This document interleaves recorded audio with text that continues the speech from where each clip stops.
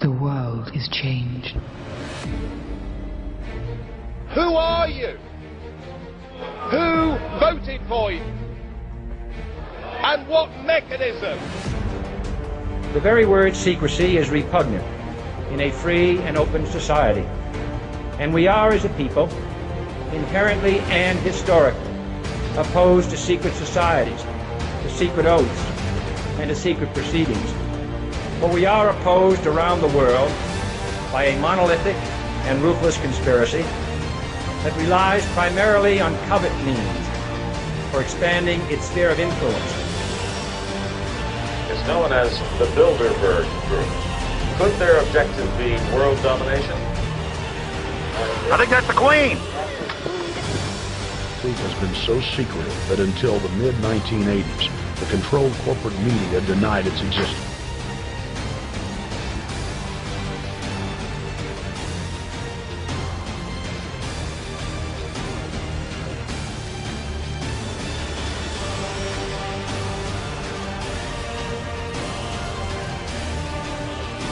It's the group of extremely powerful people that are manipulating the system to get it to this status from behind the scenes without anybody's knowledge. It's their agenda, it's their plans that matter. They have all the money they want. They can make all the money they want. They have a machine, they can make all the money. It's not about money. It's about control. It's about their vision of how they want to see the world. It is a big idea.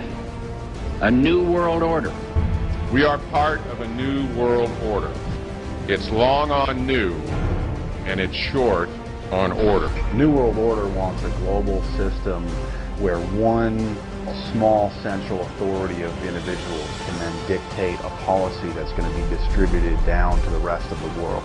Actually, the idea of global governance and a one world order has been around for centuries. Well, government is good, right? It put an end to war. Well, it could put an end to war because you just only have one dictator. I think Adolf Hitler had that in mind. He wanted a world government too, with himself as the master leader. His vision was simple: unify Europe and then the world. With few exceptions, the world now stands as one. Our goal is a Europe whole and free. Europe has become whole and free. The world can therefore seize this opportunity to fulfill the long-held promise of a new world order.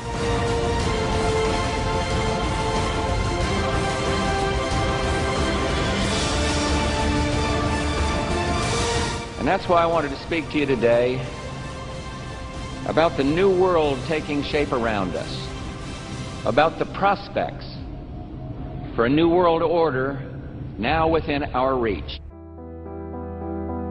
It is a system which has conscripted vast human and material resources into the building of a tightly knit, highly efficient machine that combines military, diplomatic, intelligence, economic, scientific, and political operations. Its preparations are concealed, not published. Its mistakes are buried, not headlined. Its dissenters are silenced, not praised. Its dissenters are silenced, not praised. Its dissenters are silenced, not praised.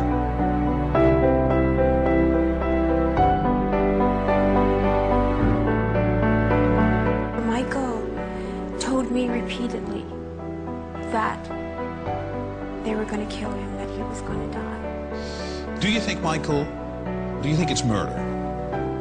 Absolutely. Absolutely. I said it in the beginning, and I believe it to this day. Absolutely. And who did it?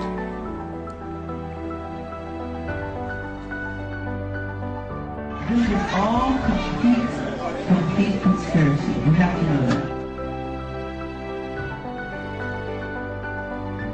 And there is very grave danger that an announced need for increased security We've got to have a civilian national national security force that's just as powerful, just as strong. Will be seized upon by those anxious to expand its meaning. Opponents, however, say the initiative is nothing less than a plan to create a North American Union that would eliminate sovereignty for all three nations. Building on the North American Free Trade Agreement, the NAFTA section of the Commerce Department is busy drafting laws and regulations for a North American Union, a union of Canada, America, and Mexico. The President has attended secret meetings and signed at least 2 agreements under the Security and Prosperity Partnership Program. To the very limits of official censorship and concealment. You were both in Skull and Bones, the secret society. It's so secret we can't talk about it. Is there a secret handshake? Is there a secret code? I wish there were something secret I could manifest. 322, secret number? There are all kinds of secrets, Tim. Are you a member of the Bilderberg Group? I don't think we're supposed to talk about this. Bilderberg to je jakési neformální setkávání vysoce postavených lidí. Kde mají vynikající přednášky, by diskuse na vysoké úrovni, che jsem s radostí poslouchal. Una cosa, esaminando i nomi che circolano, per esempio mi limito a 3, Balkenende, Miliband e Rompuy. Ma è mai possibile che nessuno abbia osservato che tutte e 3 sono frequentatori delle riunioni vuoi del Bilderberg, vuoi della trilaterale? Beh, io credo che si debbano stabilire dei principi di trasparenza, tanto sovente indicati a parole dalle nostre istituzioni. It's been reported that you and your wife are in the globalist CFR, which is the Council on Foreign Relations. I'd like to know if that is true. Well, first of all, I'm not the Council on Foreign Relations. I don't know if I'm an official member. I've spoken there before. It basically is just a forum where a bunch of people talk about foreign policy. And so there's nothing, there's no official membership. I don't have a card or, you know, a special handshake or anything like that. What's going on at the Bilderberg meeting, and what do you guys talk about up there? I have no idea what you're talking about. Listen, I am a happy member of the Bohemian Grove. I like the folks who come there, and it's really inappropriate for me to talk about the group beyond that. Thank you. Have you been there for the ceremony with the cremation of care? Frankly, I don't think that's something I need to talk to you about. Really? That's right. Well, I'm Alex Jones, and I snuck in there in 2000. I'm the guy that blew it wide open and got the video. It's been on national TV. Well, I disrespect you for that. You do? I do. But there's a lot of big public officials going in there. Don't we deserve to know? Sir, everything. I don't owe you this comment. I know. I appreciate it. This is what's called ambush journalism, and I disrespect you for that as well. So thank you ever and goodbye. Been in the ritual? It's none of your damn business. It's a secret society. Can you tell us at least who invited you? You know, it's nice to know that there's some people who have fantasy lives that have nothing to invest in. Nice to meet you. Bye-bye. You can't answer the question? You can't? Now, you are the president of the Council on Foreign Relations, all right? You guys toy with countries of the world like toys, don't you? You're like the Illuminati, you're the Masons, you control everything, don't you? Touch on that a little bit more. You talk about the Illuminati, the New World Order. This goes back over 200 years, back to 1776, with the establishment of an organization known as the Illuminati. And if your listeners don't know what the Illuminati is, they need to run down to the library and look it up and do some research, because on May the 1st, 1776, a fellow named Adam Weishaupt, German, set forth 25 goals at the request of the Rothschild group that they needed to initiate in order to take over the world. And that's where it really started in modern day. And right today, believe it or not, and we have the documentation for this, we are probably 90%, their goals have probably been filled at.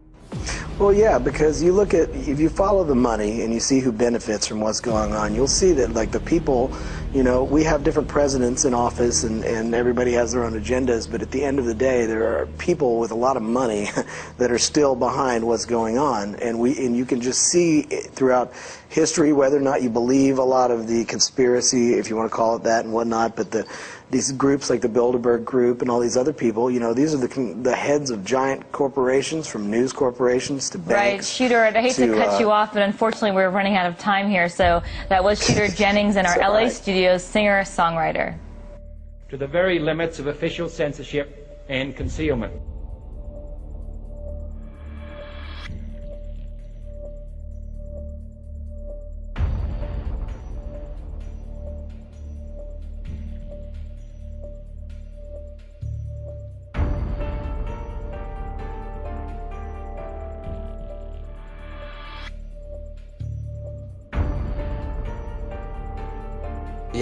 září největší, nepochybně nejdokonalejší reality show v dějinách.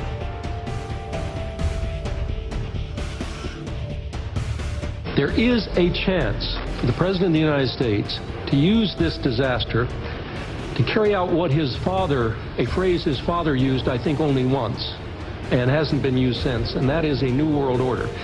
You know, and until we discover what really happened on 9/11 and who was responsible for 9/11, that's where the war on terror emanates from.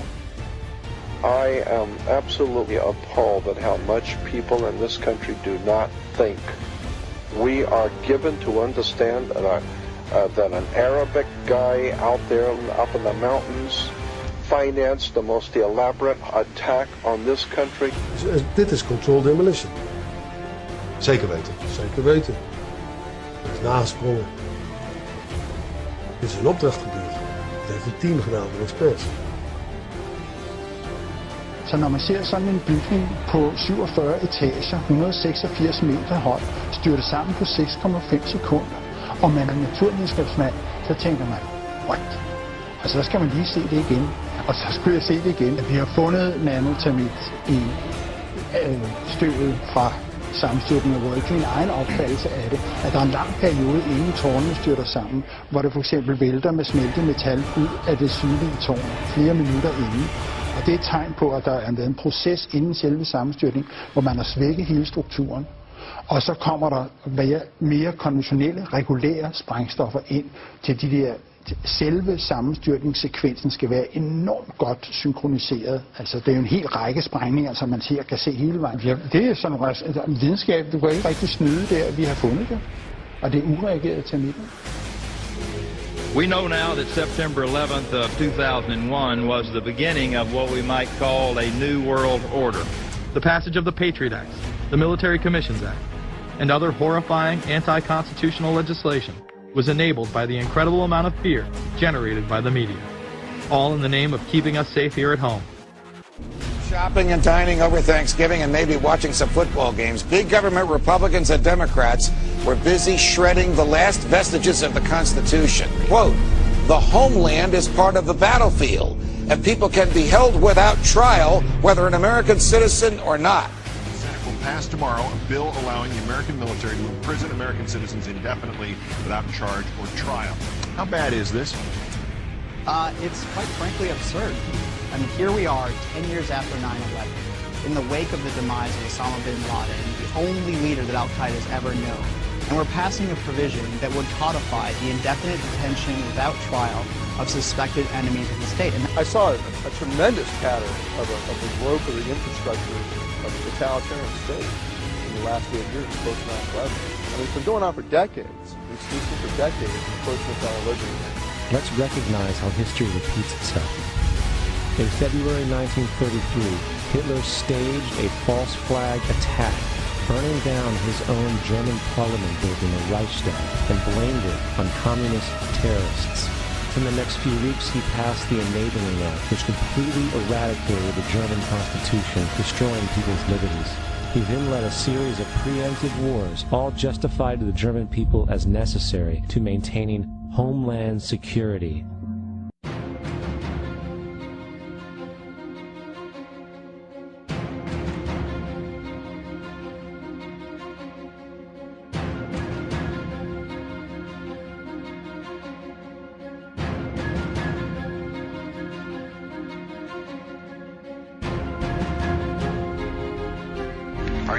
radical network of terrorists and every government that supports them. Just keep people in fear so people will submit to whatever the government wants them to submit to. Searches, check your shoes, have ID cards, put chips in you. People will accept the gradual growth of government, the gradual loss of their purchasing power. They'll accept almost anything if it's done gradually. We have to be very alert to that. The so-called war on terror is a cover for our military aggression to gain control of the resources. This is trading blood for oil. This is genocide. Our so-called enemies in Afghanistan, Iraq, Palestine, our other colonies around the world, and our inner cities here at home are struggling against the oppressive hand of empire, demanding respect for their humanity. For the speedy and peaceful dismantlement of the state of Israel, then we can once again coexist as we have for hundreds of years. We have all the rabbis who will testify lived in the old state of Jerusalem before 1948. He'll tell you how he coexisted with all the Arab neighbors. How could that be if they're our enemies, powerful enemies? Because they're not. It's not a religious conflict. That's a Zionist ploy. They are labeled insurgents or terrorists for resisting rape and pillage by the white establishment, but they are our brothers and sisters in the struggle for justice. The civilians at the other end of our weapons don't have a choice, but American soldiers have choices. Now, you probably noticed I don't feel about that war the way we were told we were supposed to feel about that war, the way we were ordered and instructed by the United States government to feel about that war. You see, I tell you, my mind doesn't work that way. I got this real moron thing I do. It's called thinking. My first rule, I don't believe anything the government tells me. Nothing.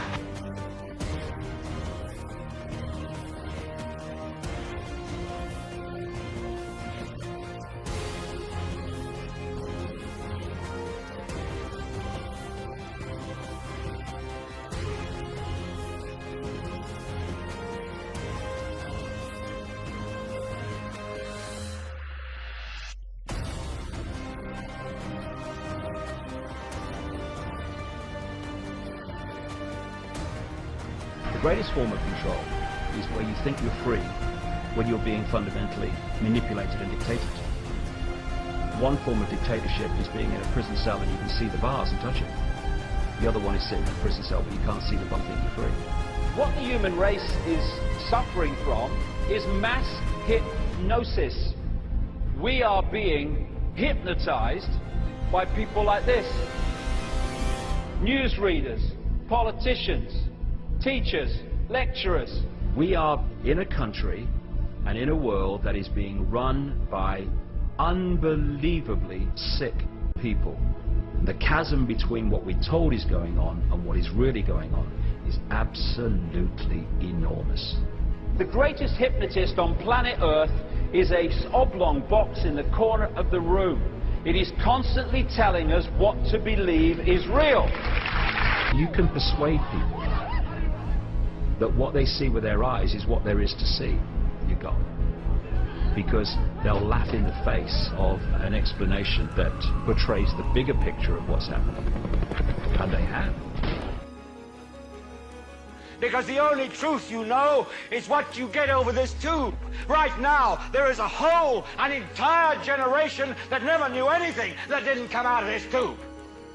This tube can make or break presidents, popes, prime ministers. This tube is the most awesome goddamn force in the whole godless world. And woe is us if it ever falls into the hands of the wrong people.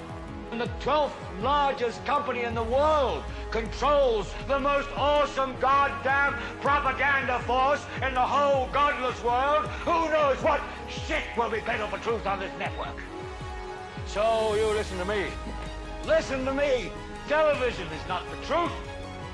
Television is a goddamn amusement park. Television is a circus, a carnival, a traveling troupe of acrobats, storytellers, dancers, singers, jugglers, sideshow freaks, lion tamers, and football players. We're in the boredom-killing business. So if you want the truth, go to God. Go to your gurus. Go to yourselves. But man, you're never gonna get any truth from us. We'll tell you anything you want to hear. We lie like hell. We deal in illusions, man. None of it is true. We're all you know. You're beginning to believe the illusions we're spinning here. You're beginning to think that the tube is reality and that your own lives are unreal. You do whatever the tube tells you. You dress like the tube. You eat like the tube. You raise your children like the tube. You even think like the tube. This is mass madness, you maniacs. You people are the real thing. We are the illusion. By owning the vast majority of what we hear and see on a daily basis, we have been manipulated on a mass scale as to regards to what we believe and desire, both socially and politically. The big news networks covering celebrity issues as if it's the most important thing, it becomes the most important thing. And this is not by accident. This is to keep us out of the way. Because if you're worried about the latest celebrity death or the latest celebrity couple or the celebrity breakup, or your sports team having a shot at the Super Bowl or the World Series. There's so much information about those issues that can be discussed that will mesmerize people, and they won't know or care about the real issues.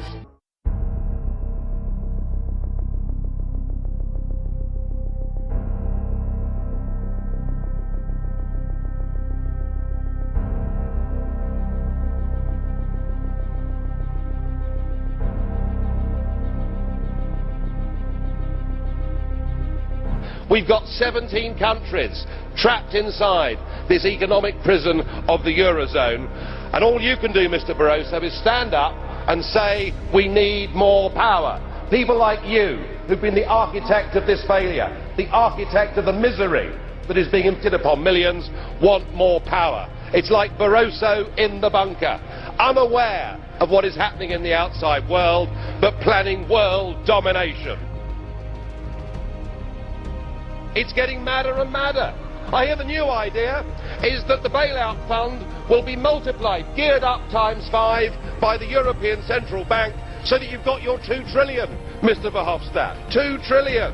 Good God, Greece is going bankrupt. If you lot continue, the whole banking system in Europe is going to go bankrupt.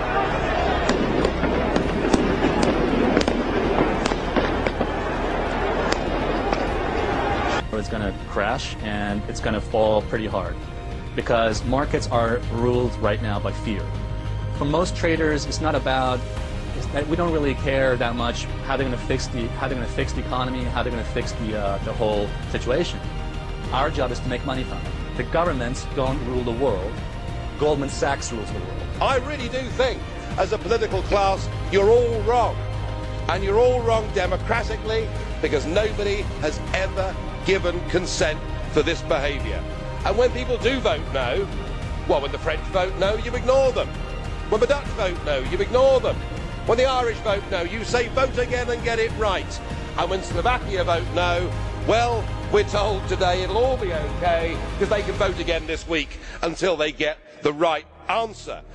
Richard Sulik, who led the rebels, said, I'd rather be a pariah in Brussels than have to feel ashamed before my children who would be deeper in debt. They're prepared to commit economic suicide for an entire continent. They're intent on pursuing their political dream of a United States of Europe. A mistake has been made. We must resolve to put it right. We've got to give people hope, because out there now is absolute despair. Democracy equals slavery. Where democracy is not synonymous with freedom. It's the opposite of freedom. Do you believe in fate, Neil? No. Why not? Because I don't like the idea that I'm not in control of my life. I know exactly what you mean. That there's something wrong with the world. You don't know what it is, but it's there, like a splinter in your mind, driving you mad. Do you want to know what it is? It is all around us. Even now, in this very room. You can see it when you look out your window or when you turn on your television. You can feel it when you go to work when you go to church, when you pay your taxes. It is the world that has been pulled over your eyes to blind you from the truth. What truth? That you are a slave, Neo. Like everyone else, you were born into bondage, born into a prison that you cannot smell or taste or touch. A prison for your mind. That system is our enemy. When you're inside, you look around, what do you see? Businessmen, teachers, lawyers, carpenters, the very minds of the people we are trying to save. But until we do, these people are still a part of that system, and that makes them our enemy. You have to understand, most of these people are not ready to be unplugged. And many of them are so inert, so hopelessly dependent on the system, that they will fight to protect it. Were you listening to me, Neo? Or were you looking at the woman in the red dress? I was. Look again. People who have been yelling, oh, the UN's going to take over global conspiracy theorists. They've been crazy, but now they're right. And you don't have to believe everything to still have questions come up. And you look back and you remember what you saw and what you were told, and now you have questions. People who are trying to make this world worse are not taking a day off. How can I? Light up the darkness. It's time to wake up. I didn't think of it then this way. And?